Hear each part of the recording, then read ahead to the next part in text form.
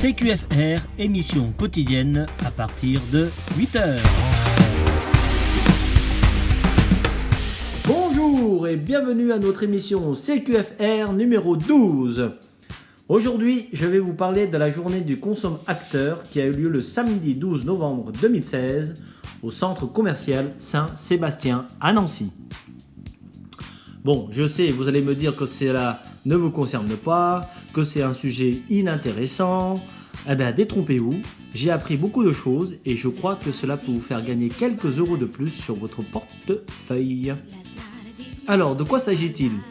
C'est une initiative de l'EIE Lorraine, donc EIE signifie Espace Info Énergie.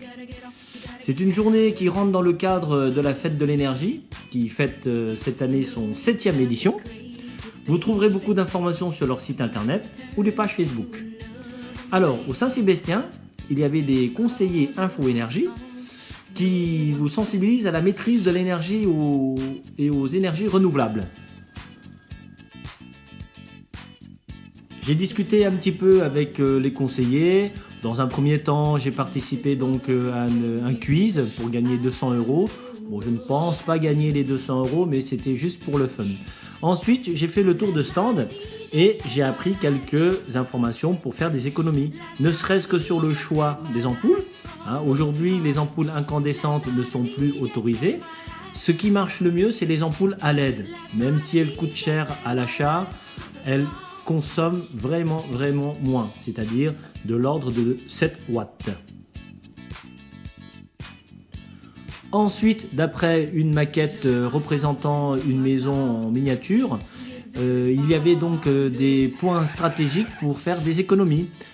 Comme en l'occurrence, dans une pièce à vivre, il faut que ce soit 19 degrés, 16 degrés dans les chambres, c'est bon pour la santé, pour le porte-monnaie et l'environnement. 1 degré en moins, c'est peut-être un pull en plus, mais c'est surtout 7% de consommation en moins. Donc pour moi, ça va être très difficile puisqu'il fait en permanence chez moi 24 degrés. J'ai appris aussi qu'un robinet ou une chasse d'eau qui fuit, c'est environ 80 euros de dépenses annuelles inutiles. Vous savez, les veilles, les veilleuses, tous les appareils qui possèdent une veille, cela représente environ un coût entre 30 à 70 euros par an selon le nombre d'appareils qui est en notre possession.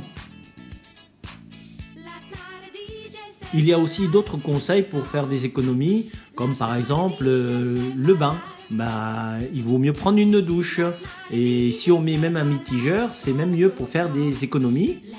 Et aussi, lorsqu'on se brosse les dents, on évite de faire couler l'eau du robinet inutilement pendant le brossage et on active seulement, on prend seulement l'eau lorsque on voudrait se rincer juste la bouche. Ne serait-ce que ces quelques gestes, ça permet de faire des économies.